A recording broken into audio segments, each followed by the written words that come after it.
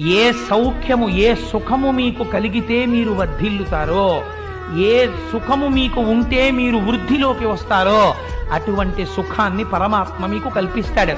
ఏమండి, నేను శివలింగానికి ఆవు పాలతో అభిషేకం చేశాను, నాకేమో జిల్లా కలెక్టర్ పోస్ట్ రాలేదేమిటండి అని మళ్ళీ వచ్చి నా కాలర్ పట్టుకోకండి. ఎంతవరకు ఏ కోరిక మీకు తీరడము చేత మీరు ఉన్నతిలోకి వస్తారో అటువంటి సుఖము శివుడికి తెలుసు. శివుని శిరమున కాశిన్ని నీళ్లు చల్లి పత్తిరి సుమంతనెవ్వాడు పారవయిచు కమధేనువు అనింటి గడిపశువు అల్ల సురశాఖవానింటి మల్లె చెట్టు.